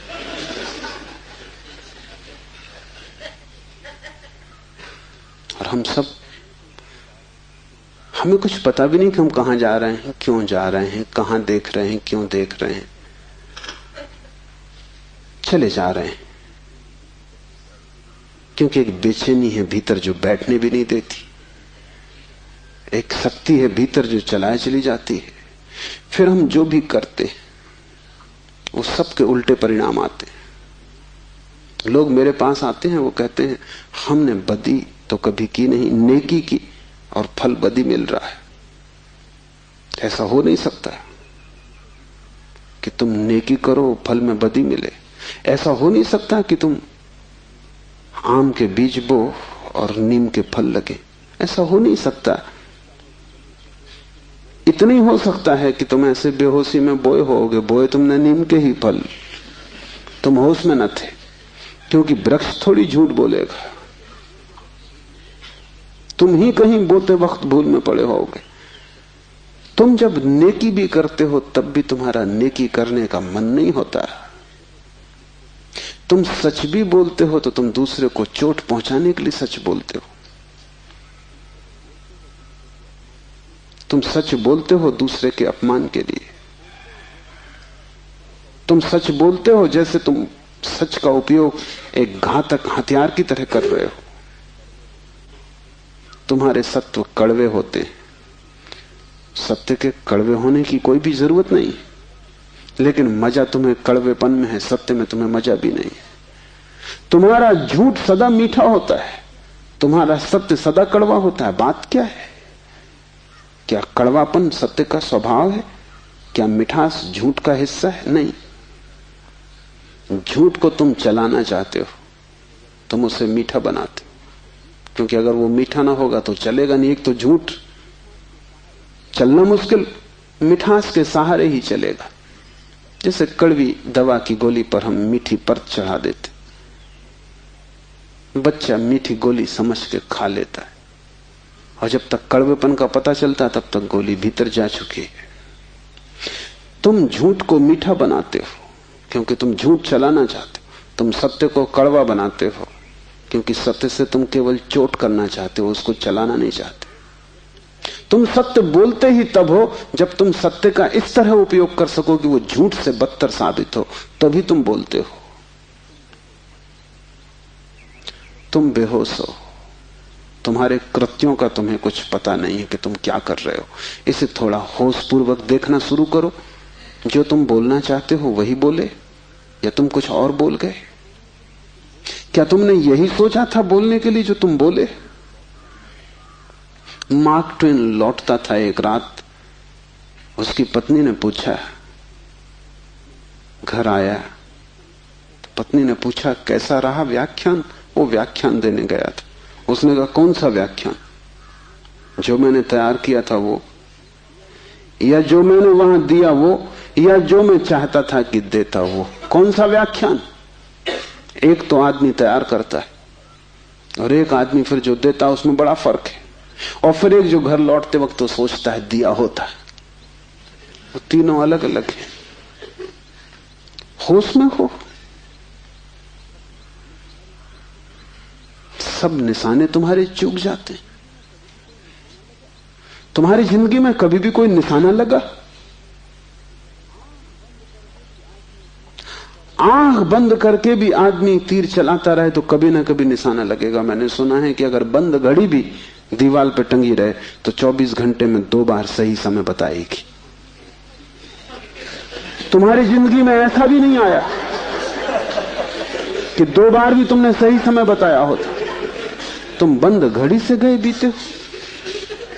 अंधेरे में भी आदमी तीर चलाता रहे तो कभी ना कभी निशान पे लग जाएगा। तुम खुली आंख से होश में प्रकाश में तीर चलाते हो, कभी निशाने पे नहीं लगता। क्या बात होगी? मुल्ला नसरुद्दीन को बड़ा शौक था हिरन की शिकार करने का। तीसरी बार जब वो शिकार करने जंगल पहुंचा और जंगल के विश्राम गृह में उसने अपना सामान रखा और तैयारी की, और जब सूटकेस खोला तो उसमें एक बड़ी फोटो रखी थी और पत्नी ने उस फोटो के नीचे लिखा था, मुल्ला हिरन इस तरह का होता है। उन्हें शिकार का शौक था लेकिन हिरन का पता नहीं था। तुम कुछ भी मार मूर के घर आ जाओगे, हिरन ठीक से फोटो देख लेना। तुम सब जगह चूक गए हो, वही तुम्हारे जीवन का दुख है। और चूकने का कुल कारण है कि तुम होश में नहीं हो। इसलिए जो भी करो होश पूर्वक करो। उठो तो भी होश पूर्वक, चलो तो भी होश पूर्वक। महावीर ने कहा है विवेक से चलो, विवेक से बैठो, विवेक से भोजन करो, विवेक से बोलो, विवेक से सो तक। महावीर से कोई पूछता है कि साधु कौन, तो महावीर ने कहा जो अमूर्छित है। और असाधु कौन, तो महावीर ने कहा जो मूर्छित है, जो सोया सोया जी रहा है वो असाधु, जो जागा जागा जी रहा है वो साधु। यही शिव कह रहे हैं, चैतन्य आत्मा। चैतन्य को बढ़ाओ, धीरे धीरे आत्मा की झलक तुम्हारे जीवन में आनी निश्चित है। दूसरा सूत्र है ज्ञानम बंधा। ज्ञान बंध है। बड़ी हैरानी का सूत्र है। ज्ञान के बहुत अर्थ हैं। एक तो जब तक तुम इस ज्ञान से भरे हो कि मैं हूं, तब तक तुम अज्ञान में रहोगे, क्योंकि मैं अज्ञान है, अहंकार अज्ञान है। जिस दिन तुम आत्मा से भरोगे उस दिन हूंपन तो रहेगा, मैंपन नहीं रहेगा। मैं हूं, इसमें से मैं तो कट जाएगा, सिर्फ हूं रहेगा। इसे थोड़ा प्रयोग करके देखो। कभी किसी वृक्ष के नीचे शांत बैठकर खोजो कि तुम्हारे भीतर मैं कहां है। तुम कहीं भी ना पाओगे। हूं तो तुम सब जगह पाओगे, मैं तुम कहीं भी ना पाओगे। सब जगह तुम्हें अस्तित्व मिलेगा, लेकिन अस्तित्व के साथ अहंकार तुम्हें कहीं भी ना मिलेगा। अहंकार तुम्हारी निर्मित है, वो तुम्हारा बनाया हुआ है, वो झूठा है, वो असत्य है, उससे ज्यादा अप्रामाणिक और कुछ भी नहीं। वो काम चलाऊ है, उसकी संसार में जरूरत है, लेकिन उसकी सत्य में कहीं भी कोई स्थान नहीं। तो एक तो मैं हूं, ये ज्ञान बंध का कारण है। मेरा बोध हूपन का बोध नहीं। हूपन का बोध तो शुद्ध है, उसमें कोई सीमा नहीं है। जब तुम कहते हो हूं, तो तुम्हारे हूं में और वृक्ष के हूं में कोई फर्क होगा? तुम्हारे हूं में और मेरे हूं में कोई फर्क होगा? जब तुम सिर्फ हो तो नदियां, पहाड़, वृक्ष सभी एक हो गए। जैसे ही मैंने कहा मैं, वैसे ही मैं अलग हुआ। जैसे ही मैंने कहा मैं, वैसे ही तुम टूट गए, पर हो गए, अस्तित्व से मैं पृथक हो गया। हूंपन ब्रह्म है और मैं मनुष्य की अज्ञान दशा है। जब तुम जानते हो कि सिर्फ हूं, तब तुम्हारे भीतर केंद्र नहीं होता, तब सारा अस्तित्व एक हो जाता है। तब तुम उस लहर की तरह हो जो सागर में खो गई। अभी तुम उस लहर की तरह हो जो जम के बर्फ हो गई है, सागर से टूट गई है। ज्ञानम बंधा, पहला तो ज्ञान बंध है, इस बात का ज्ञान कि मैं हूं। दूसरा ज्ञान बंध है वो सब ज्ञान जो तुम बाहर से इकट्ठा कर लिए हो, जो तुमने शास्त्रों से चुराया है, जो तुमने सद्गुरुओं से उधार लिया है, जो तुम्हारी स्मृति है, वो सब बंधन है। उससे तुम्हें मुक्ति ना मिलेगी। इसलिए तुम पंडित से ज्यादा बंधा हुआ आदमी ना पाओगे। मेरे पास सब तरह के लोग आते हैं, सब तरह के मरीज, उसमें पंडित से ज्यादा कैंसर ग्रस्त कोई भी नहीं। उसका इलाज नहीं, वो ला इलाज है। उसकी तकलीफ यह है कि वो जानता है, इसलिए न वो सुन सकता न वो समझ सकता। तुम उससे कुछ बोलो, इसके पहले कि तुम बोलो उसने उसका अर्थ कर लिया है। इसके पहले कि वो तुम्हें सुने उसने व्याख्या निकाल ली। शब्दों से भरा हुआ चित्त जानने में असमर्थ हो जाता है। वो इतना ज्यादा जानता है बिना कुछ जाने, क्योंकि सब जाना हुआ उधार है। शास्त्र से अगर ज्ञान मिलता होता तो सभी के पास शास्त्र है, ज्ञान सभी को मिल गया होता।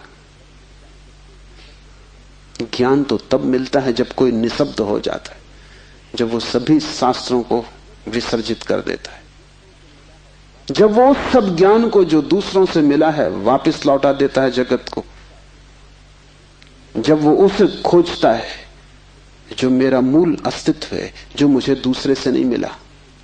इसे थोड़ा समझो। तुम्हारा शरीर तुम्हें मां और पिता से मिला है। तुम्हारे शरीर में तुम्हारा कुछ भी नहीं है। आधा तुम्हारी मां का दान है, आधे तुम्हारे पिता का दान है। फिर तुम्हारा शरीर तुम्हें भोजन से मिला है, वो जो रोज तुम भोजन कर रहे हो।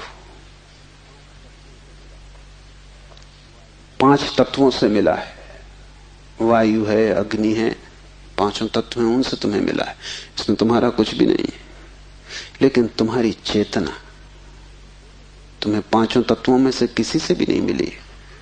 तुम्हारी चेतना तुम्हें मां और पिता से भी नहीं मिली। तुम जो जो जानते हो वो तुमने स्कूल विश्वविद्यालय से सीखा है, शास्त्रों से सुना है, गुरुओं से पाया है। वो तुम्हारे शरीर का हिस्सा है, तुम्हारी आत्मा का नहीं। तुम्हारी आत्मा तो वही है जो तुम्हें किसी से भी नहीं मिली। जब तक तुम उस शुद्ध तत्व को न खोज लोगे जो निपट तुम्हारा है, जो तुम्हें किसी से भी नहीं मिला है, न मां ने दिया, न पिता ने, न समाज ने, न गुरु ने, न शास्त्र ने, वही तुम्हारा स्वभाव है। ज्ञान बंद है क्योंकि वो तुम्हें स्वभाव तक न पहुंचने देगा। ज्ञान ने ही तुम्हें बांटा है। तुम कहते हो मैं हिंदू, तुमने कभी सोचा कि तुम हिंदू क्यों हो? तुम कहते हो मैं मुसलमान, तुमने कभी विचारा कि तुम मुसलमान क्यों हो? हिंदू और मुसलमान में फर्क क्या है? क्या उनका खून निकाल के कोई डॉक्टर परीक्षा करके बता सकता है कि हिंदू का खून है, ये मुसलमान का खून? क्या उनकी हड्डियां काट के कोई बता सकता है कि हड्डी मुसलमान से आती है कि हिंदू से आती है? कोई उपाय नहीं। शरीर की जांच से कुछ भी पता न चलेगा, क्योंकि दोनों के शरीर 5 तत्वों से बनते हैं। लेकिन अगर उनकी खोपड़ी की जांच करो तो पता चल जाएगा कि कौन हिंदू है कौन मुसलमान है, क्योंकि दोनों के शास्त्र अलग, दोनों के सिद्धांत अलग, दोनों के शब्द अलग। शब्दों का भेद है तुम्हारे बीच। तुम हिंदू हो क्योंकि तुम्हें एक तरह का ज्ञान मिला जिसका नाम हिंदू, दूसरा जैन है क्योंकि उसे दूसरे तरह का ज्ञान मिला जिसका नाम जैन। तुम्हारे बीच जितने फासले हैं, दीवालें हैं, वो ज्ञान की दीवालें, और सब ज्ञान उधार। तुम एक मुसलमान बच्चे को हिंदू के घर में रख दो, वो हिंदू की तरह बड़ा होगा। वो ब्राह्मण की तरह जनेऊ धारण करेगा, वो उपनिषद और वेद के वचन उद्धृत करेगा। और तुम एक हिंदू के बच्चे को मुसलमान के घर रख दो, वो कुरान की आयत दोहराएगा।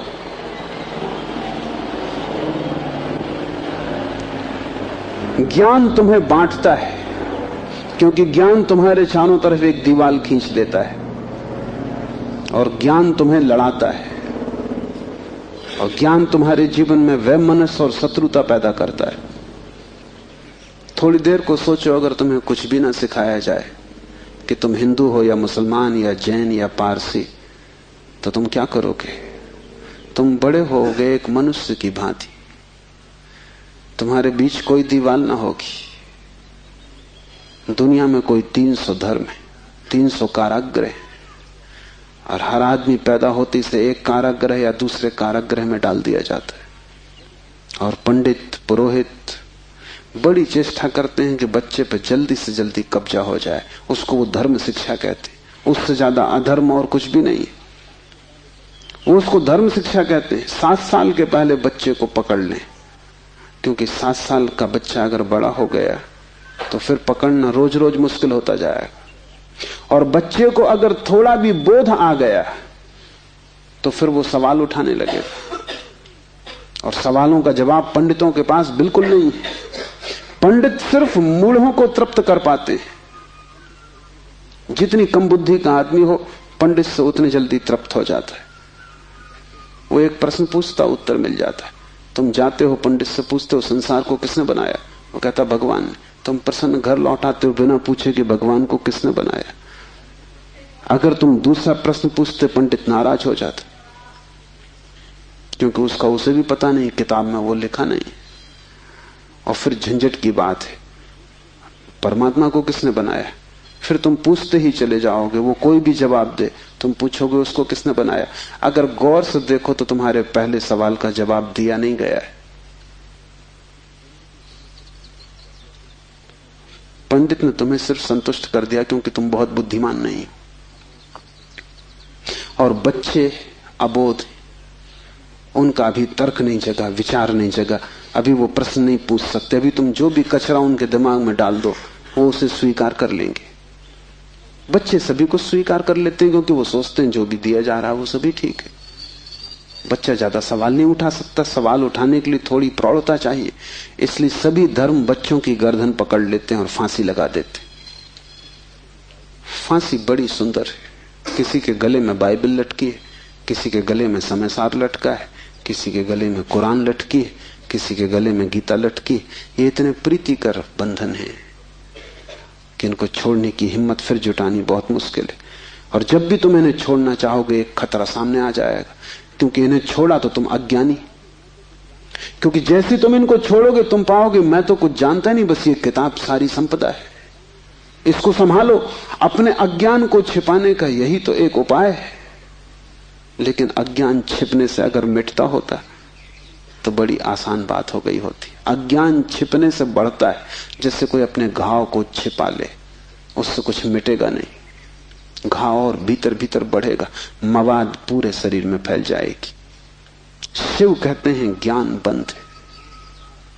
ज्ञान सीखा हुआ, ज्ञान उधार, ज्ञान दूसरे से लिया हुआ बंधन का कारण है। तुम उस सब को छोड़ देना जो दूसरे से मिला है।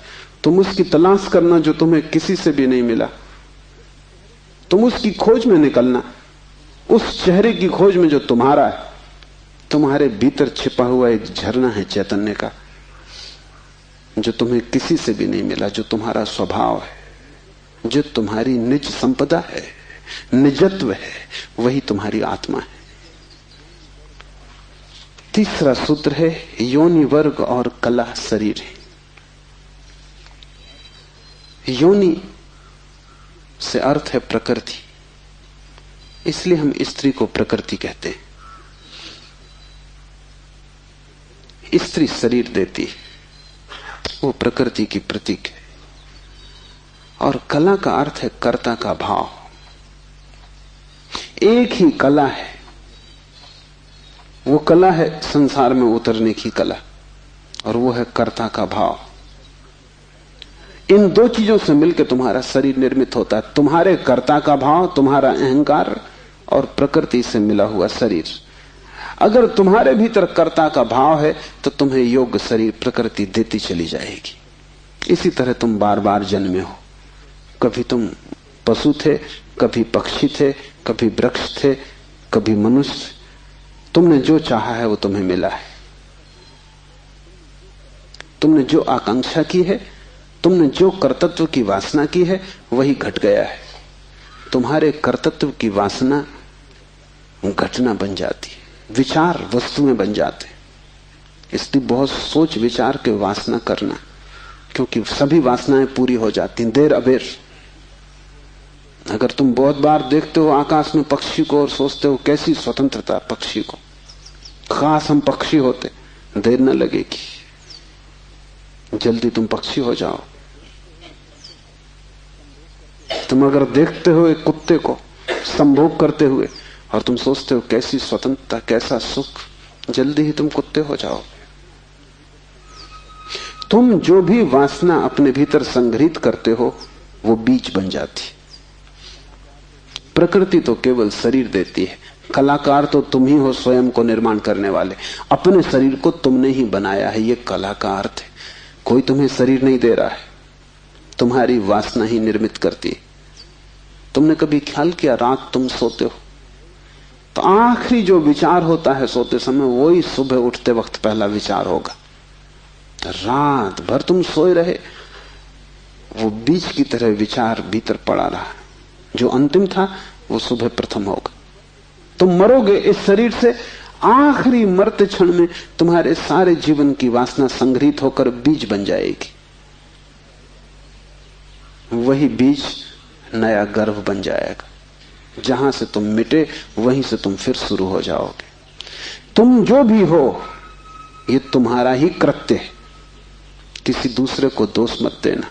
यहां कोई दूसरा है भी नहीं जिसको दोष दिया जा सके। ये तुम्हारे ही कर्मों का संचित फल है। तुम जो भी हो, सुंदर कुरूप, दुखी सुखी, स्त्री पुरुष, तुम जो भी हो, ये तुम्हारे ही कृत्यों का फल है। तुम ही हो कलाकार अपने जीवन के। मत कहना कि भाग्य ने बनाया है, क्योंकि वो धोखा है।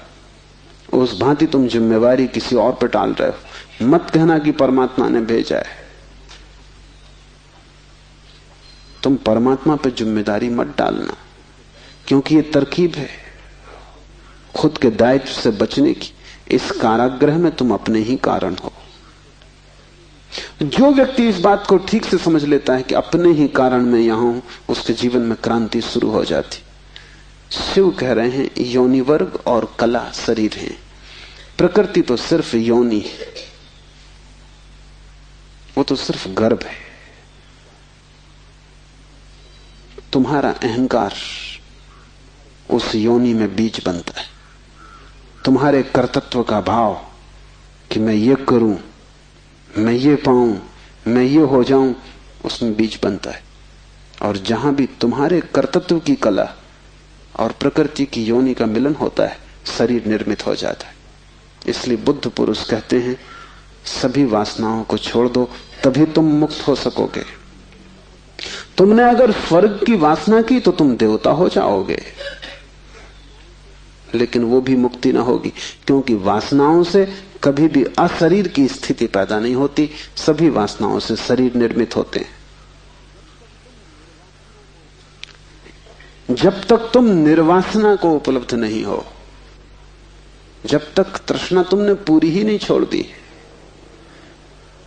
तब तक तुम नए शरीरों में भटकते रहोगे। और शरीर के ढंग अलग हों, शरीर की मौलिक स्थिति एक ही जैसी है। शरीर के दुख समान है, चाहे पक्षी का शरीर हो चाहे आदमी का शरीर हो, दुखों में कोई भेद नहीं है। क्योंकि मौलिक दुख है आत्मा का शरीर में बंध जाना। मौलिक दुख है कारागृह में प्रविष्ट हो जाना। फिर कारागृह की दीवारें वर्तुलाकार हैं कि त्रिकोण हैं कि चौकोन हैं, उससे कोई हल नहीं होता, उससे कुछ फर्क नहीं पड़ता है। तुम भला सोचते हो फर्क पड़ता है। एक मेरे मित्र हैं ड्राइंग के शिक्षक हैं, उन्हें जेल हो गई। लौटे 3 साल बाद तो मैंने उनसे पूछा कैसे रहे दिन, कैसे कटे दिन। उन्होंने कहा और तो सब ठीक था, लेकिन मेरी कोठरी के कोने 90 कोण के नहीं थे। वो ड्राइंग के शिक्षक हैं, उनकी बुद्धि वो 90 कोण के नहीं थे कोठरी के कोने। उनकी असली तकलीफ 3 साल यही रही, क्योंकि उसी कोठरी में रहना और बार बार देखना वो कोना, वो 90 कोण का नहीं। तो जो बात उन्होंने मुझसे कही वो ये कि तो और तो सब ठीक था, बाकी कुछ अड़चन ना थी, लेकिन कोने ठीक 90 के नहीं थे। कोने 90 के हों कि 90 के ना हो, इससे क्या बुनियादी फर्क पड़ेगा। कारागृह कारागृह, पक्षी का शरीर के आदमी का बहुत फर्क नहीं पड़ता। बंद तुम हो गए वही दुख है, बंध गए तुम वही दुख है। वासना बांधती है, वासना है रज्जु जिससे हम बंधते हैं। और ध्यान रखना, तुम्हारे अतिरिक्त और कोई जिम्मेवार नहीं है। उद्यमो भैरवा, चौथा सूत्र है उद्यम ही भैरव है। उद्यम उस आध्यात्मिक प्रयास को कहते हैं जिससे तुम इस कारागृह के बाहर होने की चेष्टा करते हो। भैरव शब्द पारिभाषिक है। भा का अर्थ है भरण, रा का अर्थ है रवण, वा का अर्थ है वमन। भरण का अर्थ है धारण, रवण का अर्थ है संहार और वमन का अर्थ है फैलाना। भैरव का अर्थ है ब्रह्म, जो धारण किए है, जो संभाले है, जिसमें हम पैदा होंगे और जिसमें हम मिटेंगे, जो विस्तार है और जो ही संकोच बनेगा, जो सृष्टि का उद्भव है और जिसमें प्रलय होगा। मूल अस्तित्व का नाम भैरव है। शिव कहते हैं उद्यम ही भैरव है। और जिस दिन भी तुमने आध्यात्मिक जीवन की चेष्टा शुरू की, तुम भैरव होने लगे, तुम परमात्मा के साथ एक होने लगे। तुम्हारी चेष्टा की पहली किरण और तुमने सूरज की तरफ यात्रा शुरू कर दी। पहला ख्याल तुम्हारे भीतर मुक्त होने का, और ज्यादा दूर नहीं है मंजिल, क्योंकि पहला कदम करीब करीब आधी यात्रा है। उद्यम भैरव है। पाओगे देर लगेगी, मंजिल पहुंचने में समय लगेगा, लेकिन तुमने चेष्टा शुरू की और तुम्हारे भीतर बीज आरोपित हो गया कि मैं उठूं इस कारागृह के बाहर, मैं जाऊं शरीर से मुक्त हूं, मैं हटूं वासना से, मैं अब और बीज न बोऊं इस संसार को बढ़ाने के, मैं और जन्मों की आकांक्षा न करूं। तुम्हारे भीतर जैसे ही ये भाव सघन होना शुरू हुआ कि अब मैं मूर्छा को तोड़ूं और चैतन्य बनूं, वैसे ही तुम भैरव होने लगे, वैसे ही तुम ब्रह्म के साथ एक होने लगे। क्योंकि वस्तुतः तो तुम एक हो ही, सिर्फ तुम्हें स्मरण आ जाए। मूलतः तो तुम एक हो ही, तुम उसी सागर के झरने हो, तुम उसी सूरज की किरण हो, तुम उसी महाआकाश के एक छोटे से खंड हो। पर तुम्हें स्मरण आना शुरू हो जाए और दीवालें विसर्जित होने लगे तो तुम उस महाआकाश के साथ एक हो जाओगे। उद्यम भैरव है। बड़ी सघन चेष्टा करनी जरूरी है, क्योंकि नींद गहरी है। तोड़ोगे सतत तो ही टूट पाएगी, आलस्य करोगे संभव नहीं होगा। आज तोड़ोगे कल फिर बना लोगे तो फिर भटकते रहोगे। एक हाथ से तोड़ोगे दूसरे से बनाते जाओगे तो श्रम व्यर्थ होगा।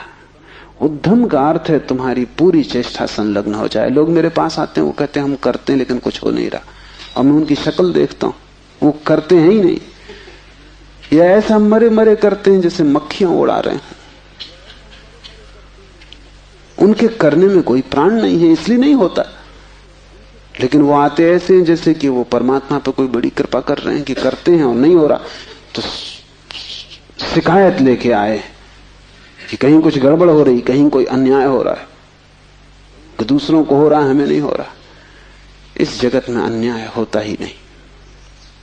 इस जगत में जो भी होता है न्याय है, क्योंकि यहां कोई आदमी नहीं बैठा है न्याय अन्याय करने को। जगत में तो नियम है, उन्हीं नियमों का नाम धर्म है। तुम अगर इच्छे तिरछे चले गिरोगे, टांग टूट जाएगी, तो तुम जाके अदालत में ये नहीं कहोगे कि गुरुत्वाकर्षण के कानून पर एक मुकदमा चलाता हूं, तो अदालत कहेगी तुम तिरछे मत चलते। गुरुत्वाकर्षण तुम्हें गिराने में उत्सुक नहीं है, न तुम्हें संभालने में उत्सुक है। तुम जब सीधे सीधे चलते हो वही तुम्हें संभालता है, जब तुम तिरछे चलते हो वही तुम्हें गिराता है। न गिराने की उसकी कोई आकांक्षा है, न संभालने की। तटस्थ है जगत का नियम, उस तटस्थ नियम का नाम धर्म है। उसको हिंदुओं ने रित कहा है। वो परम नियम है, वो तुम्हारी तरफ पक्षपात नहीं करता कि किसी को गिरा दे किसी को उठा दे। तुम जैसे ही ठीक चलने लगते हो वो तुम्हें संभालता है, तुम गिरना चाहते हो वो तुम्हें गिराता है। वो हर हालत में उपलब्ध है। तुम जैसा भी उसका उपयोग करना चाहते हो वो तुम्हें खुला है, उसके द्वार बंद नहीं है। तुम सिर ठोकना चाहते हो दरवाजे से, सिर ठोक लो। तुम दरवाजा खोल के भीतर जाना चाहते हो, भीतर चले जाओ। वो तटस्थ है। उद्यम भैरव है, महान श्रम चाहिए। उद्यम का अर्थ है प्रगाढ़ श्रम, तुम्हारी समग्रता लग जाए श्रम में, उसका नाम उद्यम है। और तब देर न लगी कि तुम्हारे भैरव हो जाने में। शक्ति चक्र के संधान से विश्व का संहार हो जाता है, 5वां सूत्र है। और अगर तुमने ठीक उद्यम किया, अगर तुमने अपनी संपूर्ण ऊर्जा को संलग्न कर दिया चेष्टा में, सत्य की खोज, परमात्मा की खोज या आत्मा की खोज में, तो तुम्हारे भीतर जो शक्ति का चक्र है वो पूर्ण हो जाता है। अभी तुम्हारे भीतर शक्ति का चक्र पूर्ण नहीं है, कटा बटा है। वैज्ञानिक कहते हैं कि बुद्धिमान से बुद्धिमान आदमी भी अपनी 15% से ज्यादा प्रतिभा का उपयोग नहीं करता।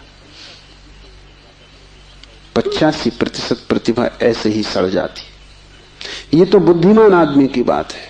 बुद्धू का क्या हिसाब, वो तो शायद करते ही नहीं। हम अपने शरीर की भी ऊर्जा का पूरा उपयोग नहीं करते, 5% ज्यादा से ज्यादा। तो अगर हम मंदे मंदे जीते, अगर हमारा दिया टिमटिमाता टिमटिमाता लगता है, तो कसूर किसका है? तुम जीते ही नहीं पूरी तरह। जैसे तुम जीने से भी भयभीत हो कि लपट कहीं जोर से ना आ जाए। तुम डरे डरे हो, तुम कपते कपते जीते हो। तो फिर शक्ति का जो चक्र है तुम्हारे भीतर वो पूरा नहीं हो पाता। तो तुम्हारी गाड़ी ऐसे चलती जैसे कभी कार को तुमने देखा हो, पेट्रोल कभी आता कभी नहीं आता, कभी कचरा आता, तो कार ऐसे चलती जैसे हिचकी खा रही हो। बस ऐसा तुम्हारा जीवन है, हिचकी खाते तुम चलते हो। जरा जरा सी शक्ति के खंड खंड आते, अखंड शक्ति नहीं हो पाती। जिस चीज में भी तुम अपनी पूरी शक्ति लगा दोगे, वो कोई भी हो चीज, अगर तुम चित्र बनाते हो और चित्रकार हो और तुमने अपनी पूरी शक्ति को चित्र बनाने में लगा दिया, पूरी कि रत्ती भर बाकी ना बची, तो तुम वहीं से मुक्त हो जाओगे, क्योंकि वही उद्यम पूर्ण होते ही भैरव हो जाता है। अगर तुम एक मूर्तिकार हो, तुमने सब कुछ मूर्ति में समाहित कर दिया कि मूर्ति बनाते समय तुम ना बचे, बस मूर्ति ही बची, तो शक्ति का चक्र पूरा हो जाता है। जब तुम पूरी शक्ति को निमज्जित करते हो किसी भी कृत्य में, वही ध्यान हो जाता है। भैरव निकट, मंदिर पास आ गया। 5वां सूत्र है, शक्ति चक्र के संधान से विश्व का संहार हो जाता है। और जब भी तुम्हारी शक्ति का चक्र पूरा होता है, टोटल, समग्र, अंश अंश नहीं, पूर्ण, उसी क्षण तुम्हारे लिए विश्व समाप्त हो गया। तुम्हारे लिए फिर कोई संसार नहीं, तुम परमात्मा हो गए, तुम भैरव हो गए, तुम मुक्त हो। फिर तुम्हारे लिए न कोई बंधन है, न कोई शरीर है, न कोई संसार है। पूर्ण शक्ति का प्रयोग स्मरण रखना, इस समाधि साधना शिविर में अगर तुमने पूरी शक्ति को लगाया, ऐसे ही ऊपर ऊपर नहीं ध्यान किए, पूरी शक्ति लगा दी, तो तुम अनुभव करोगे कि जिस क्षण शक्ति पूरी लग जाएगी उसी क्षण, फिर क्षण भर की देर नहीं लगती, अचानक संसार खो जाता है, परमात्मा सामने आ जाता है।